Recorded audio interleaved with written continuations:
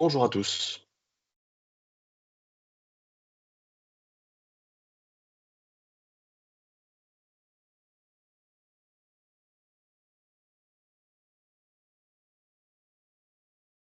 Bonjour à tous.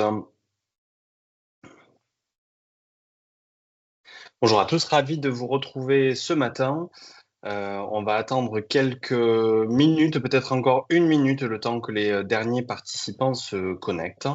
Dans tous les cas, la vidéo et ce webinaire est enregistré, ce qui vous permettra de le recevoir dans les prochaines heures.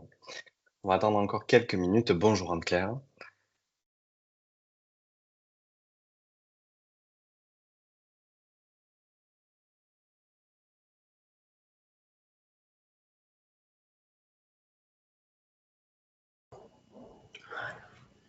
Bonjour. Parfait, je pense qu'on t'entend Anne-Claire, donc on Ouais, va j'avais un pouvoir... souci de micro. Bon, parfait. On va pouvoir démarrer. Bonjour à tous. Je suis ravi d'animer ce webinaire. Merci de vous joindre à nous en cette fin de matinée pour échanger sur un certain nombre de thématiques et notamment le processus d'élaboration budgétaire. J'aurai le plaisir d'animer ce webinaire avec Anne-Claire Collet, qui est responsable du contrôle de gestion du groupe V33. Merci Anne-Claire d'être parmi nous, ainsi que Florian Hamon, de la partie SAP, chez SAP, qui est Data Analytics Black Belt, ainsi que Amine Bezi, senior consultant BI et EPM chez Meltone, et moi-même, Joanne Sakona, directeur commercial du groupe Meltone. Alors, Meltone, très rapidement, Meltone est un cabinet de conseil et d'intégration créé il y a 10 ans, partenaire SAP. Et donc, c'est dans ce contexte-là qu'on va vous présenter ce webinaire parce que, effectivement, à travers un certain nombre d'expériences, de retours d'expérience client, de projets, il nous a semblé opportun, et notamment avec Anne-Claire, de vous partager ce retour d'expérience-là. Meltone, c'est un cabinet qui a 3 offres, une offre de conseil, et vous le verrez à travers ce retour d'expérience, il y a quelques éléments qui, je l'espère, vous parleront. Une partie intégration, et notamment intégration ERP, mais aussi et surtout EPM. Et donc, c'est dans ce contexte-là que nous allons échanger aujourd'hui. Et puis, une dernière partie sur la partie data. L'objectif aujourd'hui, c'est de rentrer, je dirais, dans le sujet de l'élaboration budgétaire. Alors, pourquoi cette thématique? Pourquoi cette thématique autour de l'élaboration budgétaire, des difficultés, des bénéfices finalement que l'on a à mettre en place ce type de process? Alors, j'en suis convaincu, je pense que tous autour de la table, vous disposez aujourd'hui de ces process-là. Mais pourquoi ce process? Aujourd'hui, il y a 4 grandes réflexions qui nous ont amenés à travailler ce sujet. Le premier, c'est le process en tant que tel. Aujourd'hui, il est assez disparate suivant les outils que vous utilisez, suivant les navettes budgétaires, qu'elles soient bottom-up, top-down. On rencontre avec vous un certain nombre de difficultés et donc charge à nous de vous aider à y répondre, en tout cas de vous apporter les bénéfices à travers 2 autres points, à la fois les personnes qui vont vous accompagner, mais aussi et surtout les solutions qui peuvent vous aider à améliorer ce process-là, à le rendre plus fluide, à le rendre plus performant. Et donc c'est dans ce contexte-là on a le plaisir aujourd'hui de recevoir Anne-Claire qui va nous parler de son projet réalisé avec Meltone et SAP. Et puis, je dirais, grâce à SAP aussi et grâce à cette solution, dont je te laisse peut-être, Florian, nous parler un peu plus. L'agenda aujourd'hui est assez simple. Comment finalement SAP répond à ces enjeux-là? Quel était le contexte et quels sont les bénéfices obtenus par Anne-Claire au sein du groupe V33? Et puis, nous aurons une session de questions-réponses à la fin. Quelques règles, simplement 2. La première, c'est que vous avez à disposition un chat qui vous permet de poser l'ensemble de vos questions, ainsi qu'un espace sur des questions-réponses que je vous invite dès le début, finalement, à utiliser pour qu'on puisse recevoir ces questions-là et y répondre à la fin. Et puis, évidemment, sentez-vous libre de poser toutes vos questions. On aura le plaisir d'y répondre à la fin de cette présentation. Florian, je le disais, premier élément de réponse, comment SAP répond à ces enjeux-là? On va avoir 3 grandes parties, une partie BI, une partie planning et une partie intelligence artificielle dont tout le monde parle. Je te laisse démarrer avec la partie BI. Voilà, merci Johan de m'accueillir à cette réunion. Ce qui est important, c'est qu'SAP va répondre avec des solutions logicielles. Et ces solutions logicielles qui vont permettre à nos utilisateurs, à nos clients, d'implémenter leurs solutions d'élaboration budgétaire, puisque c'est le cas aujourd'hui. Donc quand on parle d'élaboration budgétaire, on parle de quoi? On parle de capacité à récupérer de la donnée qui vient des différents systèmes et capacité à faire de la saisie de données pour faire de l'élaboration budgétaire. Donc tout ça en termes de logiciel, ça se regroupe sur 3, on va dire, groupes logiciels. Un qui s'appelle SAP Analytics Cloud, qui permet de faire justement de la visualisation et de l'élaboration budgétaire. Tout ce qui est stockage de la donnée, préparation de la donnée, un data warehouse, une business data fabric, c'est porté par Datasphere. Et puis enfin, des solutions qui permettent de faire de l'AI, de la business AI, qui sont intégrées dans les applications. Donc ça, c'est de manière transparente. C'est pas un logiciel à proprement parler. C'est vraiment la faculté à intégrer ces solutions de business AI dans nos solutions. Voilà, c'est les 3 briques qu'il y a.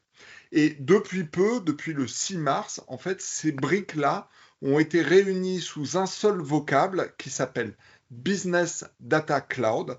SAP Business Data Cloud, ça c'est important à garder ça en mémoire parce que de plus en plus, quand vous allez interagir avec nous, SAP, quand vous allez avoir un besoin spécifique, un besoin métier, c'est j'ai besoin de transformer ma donnée, j'ai besoin de faire du reporting, j'ai besoin de faire de l'élaboration budgétaire. Derrière, on va vous parler de ce mot parapluie qui s'appelle Business Data Cloud et qui n'inclut pas que ça, qui inclut aussi la capacité à mettre dans le cloud votre BW.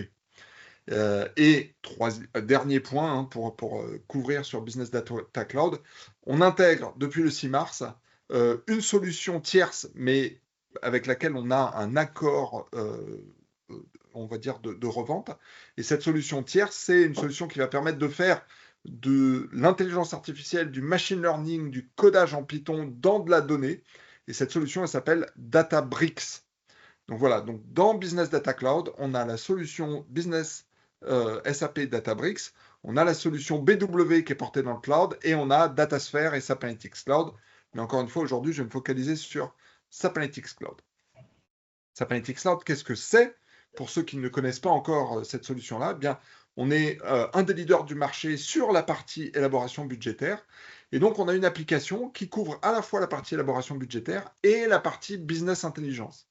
L'idée derrière, c'est d'être capable de préparer des budgets, de préparer des plans et d'aligner à tout moment ces plans avec le décisionnel, donc avec là où on en est au fur et à mesure de l'année. Et ça va permettre de corriger les plans, d'adapter les prévisions en fonction des résultats qu'on a en temps réel. Cette solution-là, elle est disponible sur le cloud, c'est une solution SaaS, et donc elle est divisée en 3 parties principales. On a la partie business intelligence sur la gauche, la partie enterprise planning sur la droite. Alors le logiciel n'a pas de sens, mais c'est dans ce schéma, c'est à droite. Et puis au milieu, on a ces augmented analytics qui permettent justement de faire du conversationnel et d'automatiser un certain nombre de workflows de création de rapports et de compréhension de la donnée. Donc, si je fais un détail sur la business intelligence, il y a plusieurs façons de traiter la donnée. Donc, on travaille beaucoup en mode self-service. Donc, on est capable de faire à la fois de l'exploration de données, de la data exploration en mode web. Ça, les experts comptables, ils adorent ça parce que ce qu'ils veulent, c'est voir des chiffres et comprendre au niveau granulaire qu'est-ce qui impacte les données qu'ils ont dans leurs résultats. Donc, on fait de la data exploration. On est capable de créer des dashboards, donc des tableaux de bord avec tous les KPI d'entreprise de manière intégrée, et de là on part sur la visualisation. Et puis on est aussi capable de faire du reporting d'entreprise, c'est-à-dire un document multipage qui souvent est destiné à faire de l'éditique ou qui est destiné à être envoyé, publié, broadcasté à des utilisateurs. Donc on a tous les cas d'usage de la business intelligence qui sont disponibles. Peut-être un point important que l'on voit justement dans ce style-là, c'est le fait d'être en capacité d'être dans un écosystème SAP et non SAP. Est-ce que tu peux nous en dire plus par rapport à ça? Exactement. Donc, on est dans un écosystème SAP avec cette interface web, mais par contre, on a des modules qui sont intégrés dans la solution SAP Analytics Cloud qui sont ouverts vers Microsoft Office. Donc, on a un add-on Excel qui s'appelle Analysis for Office. On a un add-on PowerPoint. Et ces add-ons-là, ils consistent en quoi? Ils consistent à travailler depuis l'interface Microsoft avec laquelle souvent les utilisateurs sont habitués à travailler, que ce soit PowerPoint ou Excel. Et on va se connecter à nos données via ce SAP Analytics Cloud. Donc, on va pouvoir faire de la restitution de données en temps réel sous forme de tableau croisé dynamique, mais qui est dirigé par SAP Analytics Cloud. Et puis, dans le cadre du planning, on va aussi pouvoir faire de la saisie de données directement dans cette interface Microsoft Excel. Et ça va être écrit directement dans l'applicatif SAP Analytics Cloud. C'est une transition toute trouvée pour parler de planning, on a vu la partie BI, donc la partie visible finalement de souvent des applications. Si on rentre peut-être un peu plus dans le détail des fonctionnalités et des bénéfices sur la partie planning. Voilà. Donc, la partie planning, c'est vraiment un outil qui permet de faire de l'élaboration budgétaire. Mais avant de faire de l'élaboration budgétaire, il y a plein d'éléments qui peuvent nécessiter, dans le fonctionnement d'une entreprise, d'avoir à saisir de la donnée. Typiquement, je suis un manager et j'ai besoin de fixer des objectifs pour mes employés. Très souvent, c'est un travail qu'on fait sur un fichier Excel, sur un coin de table, et puis ensuite, on va saisir les objectifs ailleurs, et après, on a du mal à faire du suivi de l'alignement entre les objectifs qui ont été assignés et le réaliser. Donc, on peut faire justement juste de la définition d'objectifs via cet outil qui permet de faire de la saisie de données. Et puis, quand on parle d'élaboration budgétaire, on va aller beaucoup plus loin. Donc là, dans l'élaboration budgétaire, dans SAP Analytics Cloud, il y a capacité à charger de la donnée, donc récupérer la donnée issue des différents systèmes et la charger dans SAP Analytics Cloud. Par contre, il y a dans SAP Analytics Cloud, qui est un outil de décisionnel, on n'a pas beaucoup de capacité de transformation de la donnée. Et c'est pour ça que SAP Analytics Cloud est couplé avec DataSphere, notre business data fabric, qui est un vrai outil de data warehousing qui inclut des solutions ETL, c'est-à-dire de chargement, de transformation, de manipulation de la donnée, de gestion du delta, de gestion de l'historique de la donnée, tout ce qu'un data warehouse sait faire. Et ça, c'est branché directement avec SAP Analytics Cloud, c'est-à-dire que quand on va saisir de la donnée, donc quand on va visualiser de la donnée dans SAP Analytics Cloud, eh ben, on va prendre la donnée qui a été stockée dans DataSphere, et à l'inverse, quand on va visualiser, saisir de la donnée, donc faire ma saisie de planning, et bien cette donnée elle va être saisie directement dans DataSphere. Et ensuite, ce DataSphere, il est ouvert, donc il peut être éventuellement réutilisable par d'autres outils. Ça, c'est le point qui est important. Et ensuite, dernier point, on va évidemment être capable de récupérer de la donnée SAP, mais aussi non SAP. Donc là, dans la bas du schéma, ce que vous voyez, il y a tous les noms des solutions SAP, et puis vous avez une case verte qui correspond aux données non SAP. Mais dans la réalité, on a beaucoup de clients pour qui cette case verte représente 60-70% des sources de données, voire même plus. On a même des clients qui ont 100% de données non SAP et qui utilisent SAP Analytics Cloud pour sa capacité à faire de l'élaboration budgétaire. Donc, très important, on n'est pas dépendant de sources SAP pour faire fonctionner SAP Analytics Cloud. Ça fonctionne très bien avec des données externes aussi. Peut-être deux éléments par rapport à ce que tu viens de dire, Florian. Je vous invite à aller voir le webinaire que nous avions fait à l'époque sur DataSphere, qui remonte à il y a quelques semaines, où justement on décrivait le fonctionnement de cet outil, de cette plateforme. Et puis un élément peut-être qui est important aussi dans le cadre, notamment du cas d'Anne-Claire, c'est que finalement on est très porté quand on fait l'élaboration budgétaire sur des éléments financiers, mais on constate en réalité quand on voit les sources qu'il y a aussi des données très opérationnelles, comme les RH, comme la supply chain par exemple, le marketing. Et donc c'est là où on verra, je dirais, c'est là où on peut voir d'ailleurs tout le bénéfice d'un EPM tel que SAP SAC Analytics Cloud.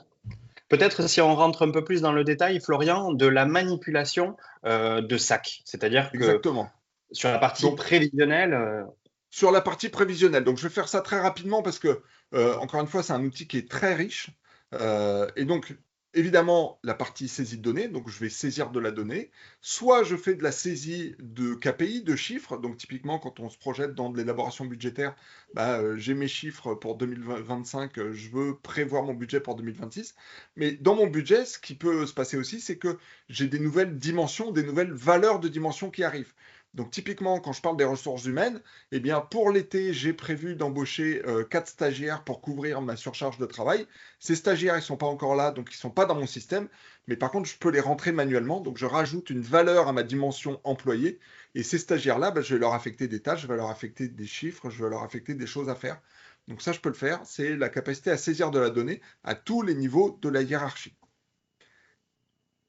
Deuxième aspect, donc, si on va, c'est la capacité à faire des calculs un petit peu avancés.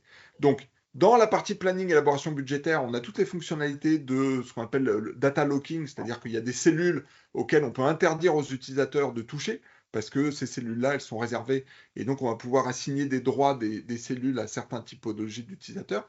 On peut faire de l'automatisation via ce qu'on appelle des data actions, qui vont permettre d'automatiser de la copie de données, de faire de la currency conversion si on travaille en multimonétaire. Et on peut évidemment faire des formules de calcul extrêmement avancées pour faire de l'allocation budgétaire, c'est-à-dire de la répartition d'un chiffre en fonction des différentes hiérarchies que j'ai. J'ai tout ce qui est gestion de la version. Donc, je suis capable de faire des versions publiques et des versions privées de mon budget. Un utilisateur, il peut travailler sur son budget et le mettre à disposition d'autres utilisateurs qu'une fois qu'il a fini de faire son travail sur son budget. Donc, gestion privée publique, gestion d'import de données et puis gestion d'appel d'API externes.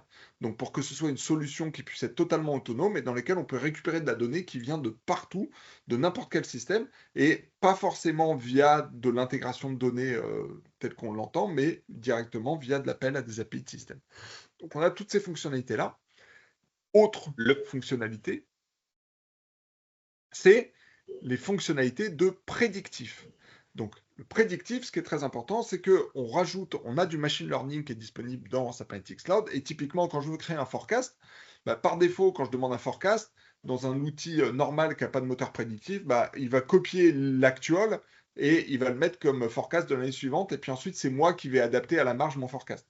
Le predictive forecasting, il va se baser sur les données existantes sur les N années précédentes, et en fonction de ça, il va faire un forecast intelligent, en utilisant des scénarios prédéfinis, dont un scénario prédictif de classification, de régression linéaire ou de time series.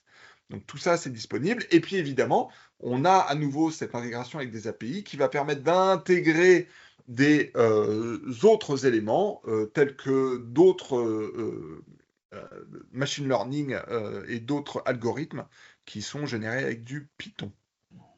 Peut-être une dernière fonctionnalité qui, en l'espèce, dans le cas justement d'Anker et du groupe V33, a du sens, en plus du process, c'est notamment la gestion de calendrier. Exactement. Donc, gestion des calendriers, ça, c'est des fonctionnalités qui sont importantes et qui va permettre donc de visualiser mon calendrier de budget, dans lequel mon budget, il passe par plusieurs étapes, il passe par plusieurs types de personnes. Et ça, ce calendrier-là, c'est moi qui vais définir des deadlines pour les personnes qui doivent établir le budget. Le budget préliminaire doit être fait avant le 1er juin, ensuite la version 2 au plus tard au 1er septembre, etc., etc. Donc, je définis des calendriers au sein de l'outil. Et ces calendriers que je peux visualiser soit sous forme de date, soit sous forme de diagramme de Gantt. Donc, ça va me permettre de voir justement côte à côte les différentes deadlines que j'ai. Et en fonction de ça, rappeler aux utilisateurs qui ont la responsabilité de définir le budget quelles sont leurs échéances. Dans cette fonctionnalité va prendre tout son sens effectivement dans le retour d'expérience d'Anker. On le verra notamment sur le processus d'élaboration avec les différentes, notamment phases d'arbitrage. On parle beaucoup, quand on parle de PM, d'élaboration budgétaire, d'intelligence artificielle, on sait que SAP a déjà des choses. Live, Florian, je te laisse nous en dire 2 mots avant le retour d'expérience de Exactement. Donc, Claire. alors, si tu peux mettre une petite pause là-dessus, juste pour en parler. Donc, on a déjà dans SAP Analytics Cloud un assistant qui permet un moteur de LLM, Large Language Model, donc qui va permettre d'interroger les données dans SAP Analytics Cloud en langage naturel. Donc, montre-moi le chiffre d'affaires pour 2023, montre-moi quels sont les résultats, etc., etc. Donc, cette capacité, elle est là. Ce qui va apparaître dans SAP Analytics Cloud, là, je vous montre un petit peu de la roadmap, c'est que SAP, de manière générale, a introduit un copilote qui va être mis à disposition dans l'ensemble des applications SAP. Donc, c'est le même copilote. Et ce copilote, qui est là aussi dans SAP Analytics Cloud, ce copilote qui s'appelle Joule, que vous voyez en haut à droite, du nom d'un célèbre physicien anglais. Et pour les personnes qui ne sont pas bilingues ou même qui le sont, Joule en anglais, ça se prononce jewel. Et c'est la même prononciation que le mot bijou, jewel, prononcé à la française. Donc c'est pour ça qu'on a utilisé ce petit mot-là. Donc ce Joule-là, il va être capable de commander donc non seulement le fonctionnement de la récupération de données, mais la fonctionnalité qui va sortir d'ici la fin de l'année, il va être capable de commander la création d'un document SAP Analytics Cloud. Et donc là, je te laisse démarrer. Donc, je vais demander à Joule de créer une story, donc à mon Joule de créer une story. Quel est le but de la story? Je veux créer un rapport financier qui inclut mes profit and loss, ma balance sheet et mon cash flow. Je rajoute une comparaison du budget avec mes actuals et je sélectionne un template. Et instantanément, le rapport a été créé. Donc, je vois mon budget, etc. Je suis dans une étape suivante. Il y a certaines personnes qui, par rapport au budget, ont saisi des commentaires. Donc, on voit ici les commentaires qui sont disponibles. Plutôt que de lire tous les commentaires un par un, je vais pouvoir demander à Joule de me faire un petit résumé des commentaires. Alors là, il y a une petite accélération, mais j'ai demandé de faire un résumé des commentaires Et là, donc, le résultat. Alors, hop, ça va un peu trop vite. Pardon. Ouais. Pardon. Hop, je reviens juste avant sur la vidéo qui était juste ici, où justement tu demandais l'ensemble des commentaires. Voilà, c'est bon. C'est bon, tu peux remettre. Donc, fais-moi un résumé des commentaires. Live. C'est bon. Fais-moi un résumé des commentaires. Le résumé des commentaires, il dit que la baisse des ventes est liée à une incertitude au niveau de l'inflation et aussi une augmentation sur les taux de les voyages. Donc là, je vais lui demander de faire de la simulation. Bah, qu'est-ce qui se passe si les coûts sont réduits de 2%? Il comprend ma demande et là, il va me faire un nouveau budget révisé qui est beaucoup plus vert et dans lequel il me propose le budget avec les coûts réduits de 2%.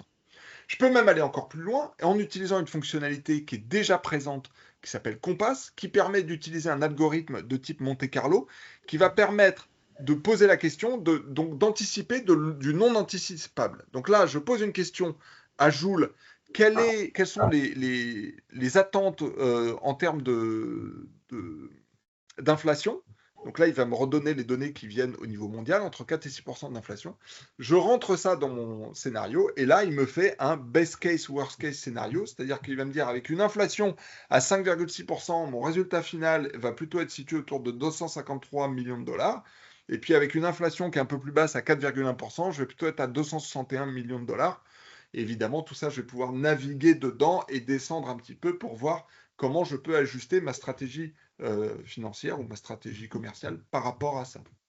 Voilà, donc juste pour vous montrer un petit peu la partie intelligence artificielle, il y a une partie qui existe déjà, c'est comment j'interroge mes données. La partie Compass, simulation Monte-Carlo que vous venez de voir, existe déjà. Elle est juste disponible uniquement directement depuis l'outil. La partie Joule va arriver dans la deuxième partie de cette année. Merci Florian. Voilà. On a vu beaucoup de choses. On a vu beaucoup de choses et très rapidement. Alors évidemment, on vous invite à prendre contact avec nous. Vous le verrez à la fin. Vous avez la possibilité de le faire. N'hésitez pas à poser vos questions. Je le répète, j'ai introduit le sujet au début, mais n'hésitez pas à poser vos questions. Chose importante, on a vu la partie visible finalement avec la partie BI. On a vu la partie planning avec un certain nombre de fonctionnalités.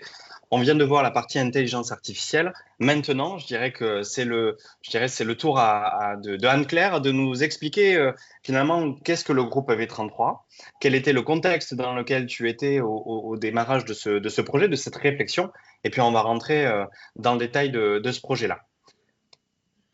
Voilà, bonjour à tous. Donc, le groupe V33 est une entreprise qui fait des produits du bois, mais également produits de peinture. Nous sommes donc un groupe qui concevons, fabriquons et commercialisons nos produits. Ces produits sont à destination de plusieurs populations qui sont les particuliers, les artisans, les professionnels de l'industrie. Aujourd'hui, nous sommes devenus du coup l'expert des solutions performantes et durables, aussi bien à l'intérieur qu'à l'extérieur de l'habitat. Voilà pour la présentation. Nous avons cinq marques propres. Donc, marques, si tu peux mettre la slide suivante, Joanne. Donc, nous avons cinq marques qui sont les marques grand public, V33, Libéron et Hypnotique, et deux marques professionnelles qui sont Plastor et Cécile. Donc, notre société a été créée en 1957. Ça fait 60 ans que l'entreprise a fortement grossi. Depuis, nous sommes situés dans le Jura et toujours situés dans le Jura. Et nous sommes leaders du marché grand public français. Nous sommes à la fois en France, mais aussi à l'international. Au niveau de l'international, nous avons 6 filiales, donc l'Italie, la Suisse, l'Espagne, la Belgique, la Grande-Bretagne et la Pologne. Et nous commercialisons également 30 autres pays via les distributeurs. Voilà pour la présentation du groupe. Donc, le contexte dans lequel nous étions, c'est que courant 2023, nous avons décidé sur le groupe de lancer un programme de transformation de nos systèmes d'information. On avait la gestion des ventes qui était encore sous AS400 avec un modèle maison. Et de ce fait, nous avons décidé de changer aussi bien la gestion des ventes, mais également toute la partie reporting et également le budget. Donc, nous avons décidé de changer d'outil budgétaire, mais aussi de refondre notre processus métier qui était extrêmement lourd et complexe. Ainsi, on pouvait répondre aux différents enjeux de croissance que nous rencontrions. Donc, le budget des ventes, il était fait sous Excel principalement, puis après, nous le rentrions dans un outil à la main.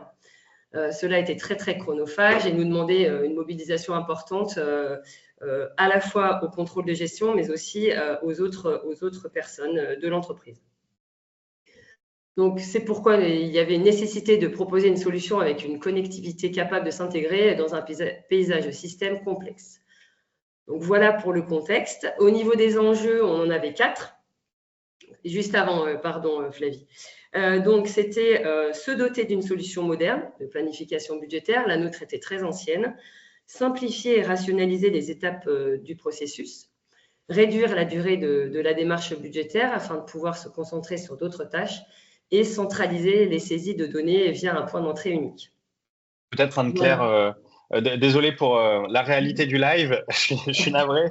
Peut-être Anne-Claire, tu disais que le process était long et somme toute assez fastidieux. Est-ce que tu peux nous en dire plus sur combien de temps ça prenait, par exemple? Ouais, donc, au niveau du process budgétaire, on commençait en septembre à construire nos fichiers Excel et on finissait fin mars. Donc, c'était vraiment très, très, très long, avec une mobilisation d'environ 2 personnes à temps plein si on ajoute la France et l'international. Et ensuite, pour le reste des personnes, il y avait à peu près 40 personnes sur le process.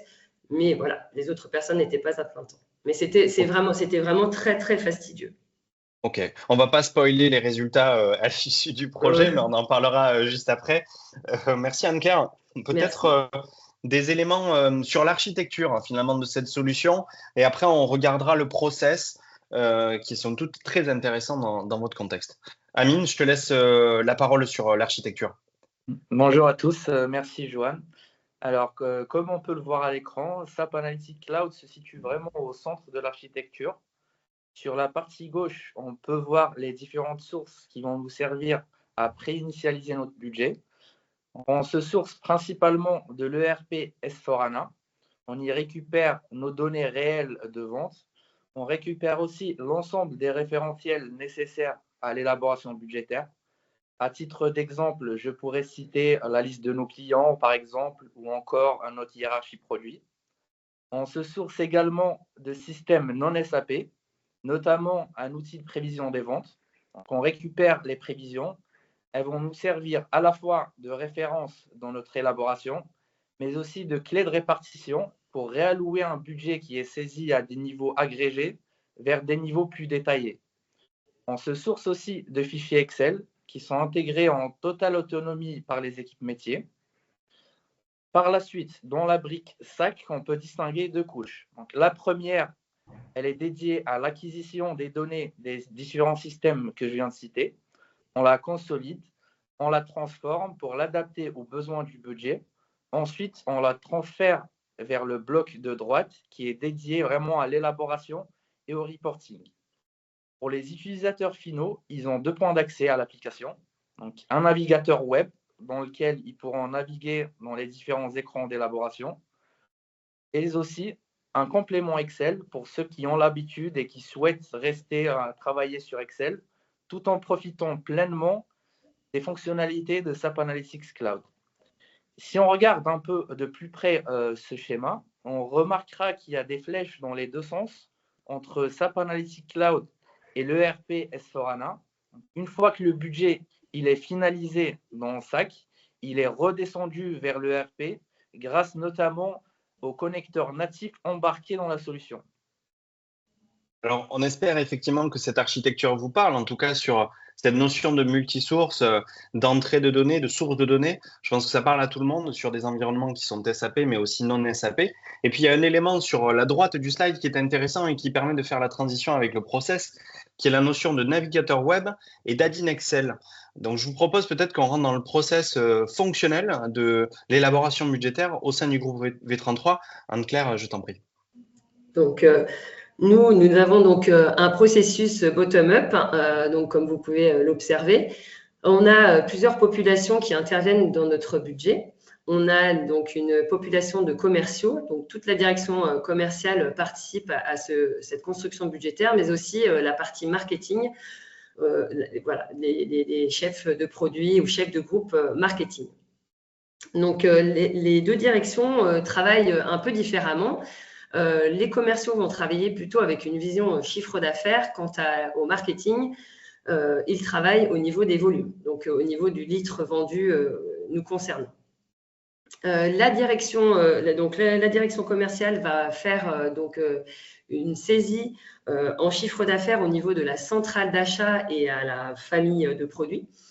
De l'autre, le marketing va faire un budget avec les 5 principales centrales d'achat et par grande famille de produits. Par la suite, lorsque toutes les équipes ont saisi leurs objectifs et leurs propositions budgétaires, il va y avoir un certain nombre d'allocations.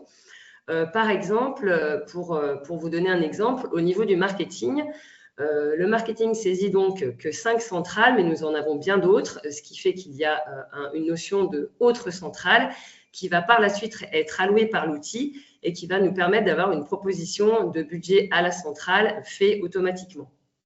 Donc, ces allocations et ces saisies sont faites les unes après les autres. Au centre, il y a le contrôle de gestion qui va piloter les prix de vente moyens. Donc, nous allons récupérer via l'outil en automatique les prix de vente moyens de l'année N-1, où nous allons rajouter les variations de tarifs validées précédemment avec la direction générale. Lors de ces saisies et de ces allocations, il y a quelques ajustements faits au niveau des commerciaux et du marketing. Par exemple, au niveau du contrôle des gestions, nous avons pu voir des erreurs, etc. Les commerciaux et le marketing se sont parlé, ils sont finalement plutôt d'accord ensemble, ils vont faire des ajustements de part et d'autre. Grâce donc à ces éléments de vision, grâce au PVM, nous allons pouvoir transformer cette vision volume du marketing en vision chiffre d'affaires également et vice-versa au niveau des commerciaux, ce qui va permettre d'avoir un budget marketing et commercial en chiffre d'affaires, mais aussi en volume. Ces deux chiffres d'affaires et volume vont être additionnés d'une notion de prévision par l'outil FM. Donc, nous aurons trois budgets différents. Et lors de réunions budgétaires, il va y avoir une proposition commune soumise à la direction générale. Et celle-ci sera arbitrée et validée au niveau annuel. Donc, nous avons la direction générale qui va valider définitivement un budget annuel.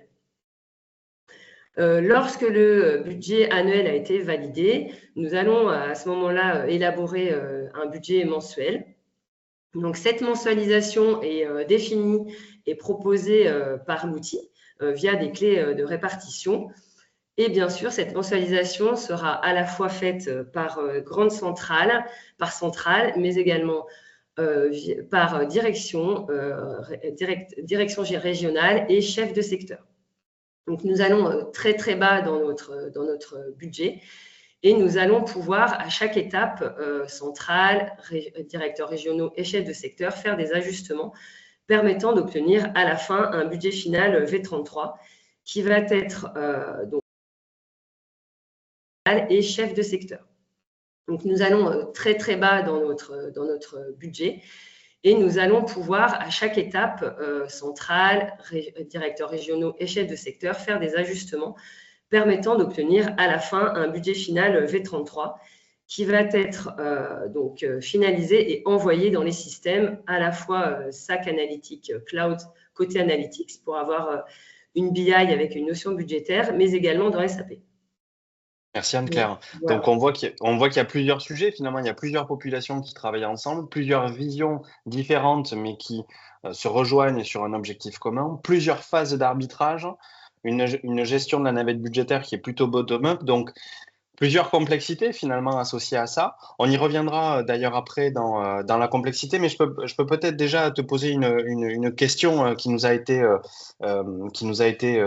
posée. Quoique non, on y viendra juste après. Je propose peut-être qu'on passe à comment on a mis ce process-là en place. Amine, je te laisse la parole sur ce process-là. Merci Joanne. Alors, à l'issue de la phase de General Design, on a découpé le projet en 2 lots.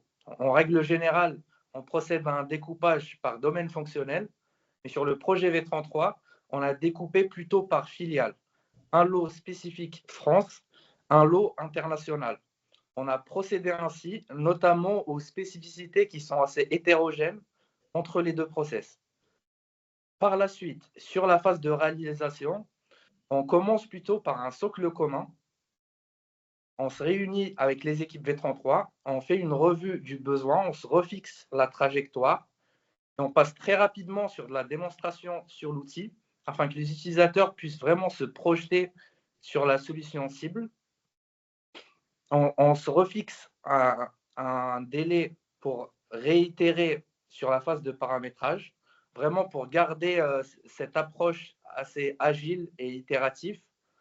On prend les différents retours de notre première version, on réadapte et on relance un cycle de paramétrage pour se revoir dans une séance de validation. À l'issue de cette séance, on lance le paramétrage final de la solution. Ça, c'est intéressant, on le voit notamment dans le slide d'après. Grâce à cette démarche itérative, et bon, je veux pas paraphraser ce que tu penses peut-être Anne-Claire derrière, mais le slide d'après montre finalement cette démarche-là qui permet de monter rapidement en autonomie, d'avoir des maquettes aussi qui permettent d'être restituées, de challenger un peu le besoin côté intégration, je dirais, et puis une vraie étape de validation sur les différentes séances que l'on peut avoir. Généralement, un sprint, c'est 3 ateliers, en tout cas 3 rencontres dans le cadre de l'exercice. Le slide d'après nous montre ce détail un peu plus.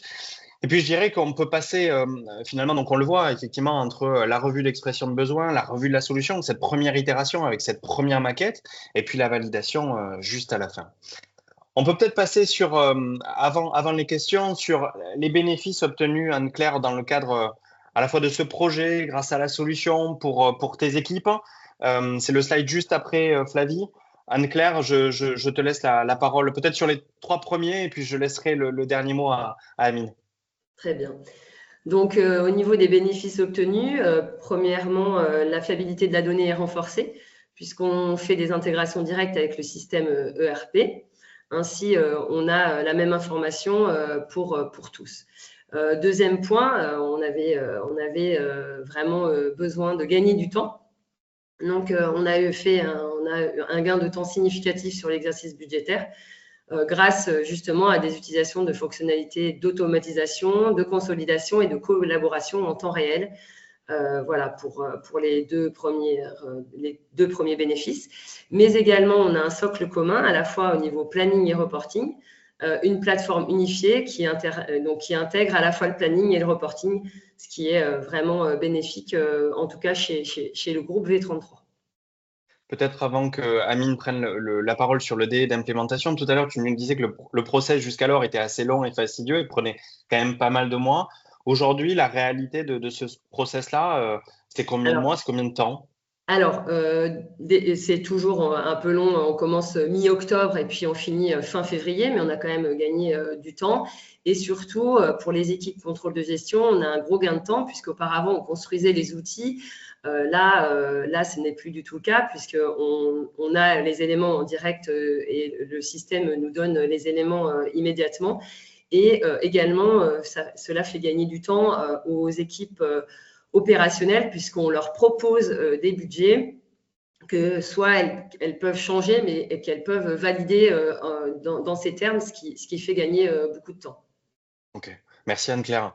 On a parlé de cette démarche itérative, les délais d'implémentation, la réactivité d'Amine. Je te laisse en parler peut-être, Amine. Oui, par rapport au délai d'implémentation, justement, on a vu avec Anne-Claire la complexité du process, notamment des différentes règles fonctionnelles. Malgré cette complexité, l'ensemble du besoin a été couvert par la solution SAP Analytics Cloud par ses fonctionnalités standards, avec aucun développement spécifique, donc ce qui réduit significativement les délais d'implémentation et de livraison. Autre point qui est aussi très important, en faisant avec les fonctionnalités standards de l'outil, on facilite la maintenance de l'application post-démarrage. Super clair, merci Amine. On parlait des utilisateurs tout à l'heure et tu en parlais Anne-Claire sur le fait d'avoir une population qui est assez hétérogène finalement. Aujourd'hui, et ça me permettra d'ailleurs de poser une question qui a été posée dans le chat et je vous en remercie d'ailleurs. Euh, Peut-être deux sujets. Quelles sont les difficultés que tu as rencontrées pendant le projet? Tu parlais du process notamment tout à l'heure, Anne-Claire. Oui, alors nous, on a remis en question notre process budgétaire en même temps que la création de l'outil. Donc, heureusement, en fait, qu'avec Amine, on a fait de l'itératif, puisque lorsqu'on fait un cahier des charges, on a l'impression que tout est clair et que tout est facile à construire et que tout va se passer exactement comme ce que l'on a écrit.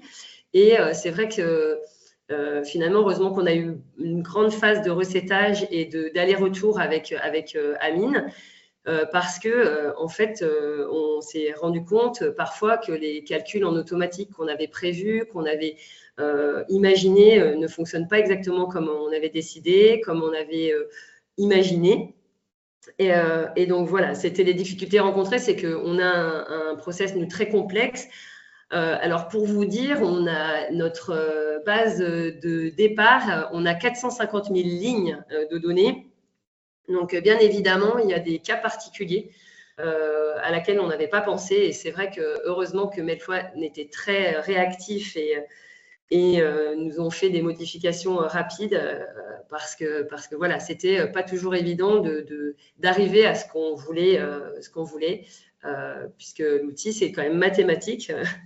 Et c'est pas forcément des fois ce qu'on voudrait. Voilà. On a une question pour toi, peut-être Anne-Claire, dans le chat qui a été posée, et je la cite, hein. Quelle taille d'équipe métier plus IT pour la gouvernance de l'outil SAC? Quel profil d'utilisateur aujourd'hui est capable de créer, modifier, améliorer les modèles de calcul? Alors, à ce jour, on a décidé parce qu'on avait un temps imparti au niveau mise en place de l'outil, donc on a décidé pour le moment que ce soit que le contrôle de gestion et l'IT, bien évidemment, qui est la main dessus. Donc, c'est uniquement le contrôle de gestion qui intègre la data. Ça va extrêmement vite parce qu'on utilise à la fois le web, mais aussi les add-in Excel. Donc, ça va extrêmement vite. C'est vraiment la grande différence. Et donc, au niveau de l'IT, on a une personne qui est chef de projet avec nous et qui nous suit. Et là, en 2 ans, l'équipe Amine et son équipe nous ont permis, au niveau contrôle de gestion, d'avoir la main sur la majorité des choses. Donc, on peut intégrer des datas extérieures nous-mêmes. On injecte les données et après, la seule chose que l'on ne fait pas, c'est injecter le budget définitif dans le système d'information. Ça, c'est l'informatique qui le fait. Voilà. OK. Donc vraiment, c'est à la fois la responsabilité de chacun dans un process global avec la capacité en interne d'être autonome sur à la fois le modèle, l'administration et l'utilisation au quotidien. OK. Voilà. Top. C'est vraiment simple, c'est-à-dire que c'est vraiment pas difficile à comprendre la mise. Il y a peu de formation nécessaire puisqu'en fait c'est très instinctif et très. Voilà. Après, il faut connaître les règles de gestion qu'on a mis dans le système, mais après au niveau envoi de la donnée, publication de la donnée, etc., c'est très simple. Ok.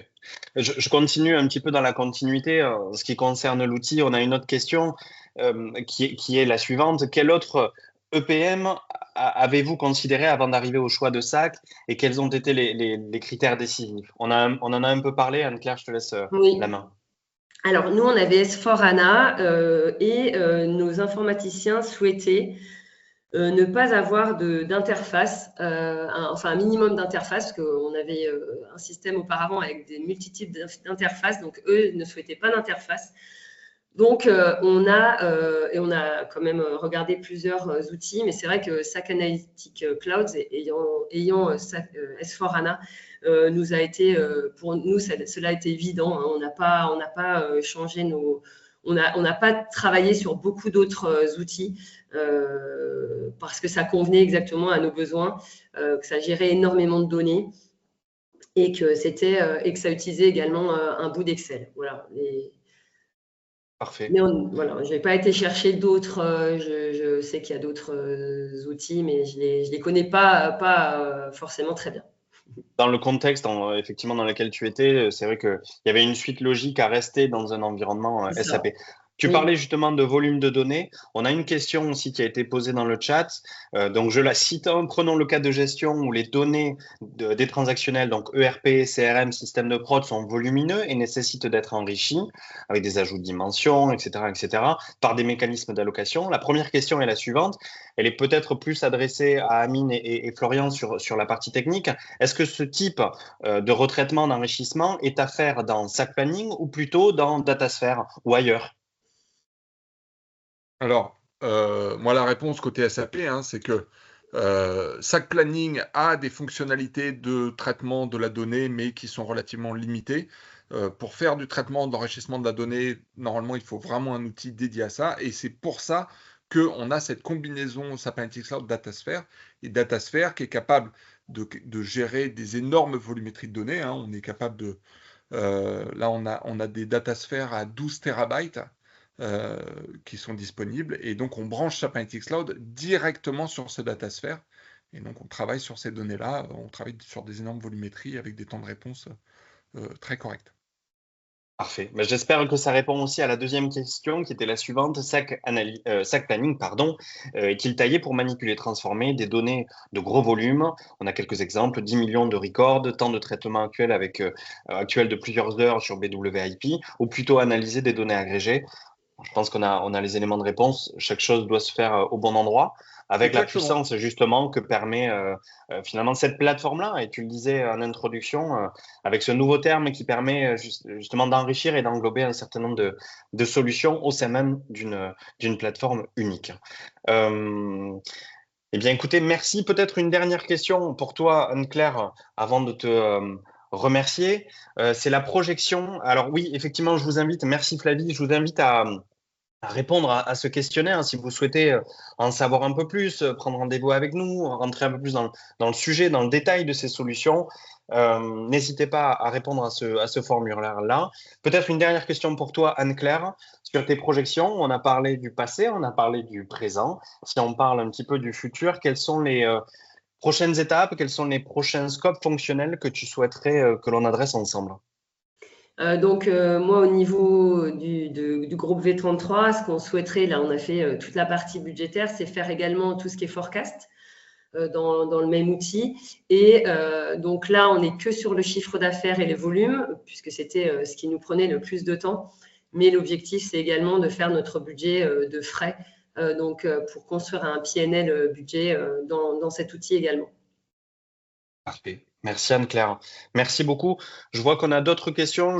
On va toutes les prendre. On va les prendre individuellement afin de pouvoir répondre à tout le monde. Anne-Claire, merci encore. Merci infiniment d'avoir participé et d'avoir partagé ce témoignage avec nous. Florian, merci pour ta participation côté SAP. Amine, merci pour ce beau projet. Merci à tous pour vos questions. On est impatient de vous retrouver. N'hésitez pas à répondre à ce petit formulaire qui apparaît sur votre écran et qui nous permettra de reprendre contact avec vous. Nous vous transmettrons l'enregistrement de ce webinaire. Merci d'y avoir participé et on vous dit à très bientôt. Au revoir. Au revoir.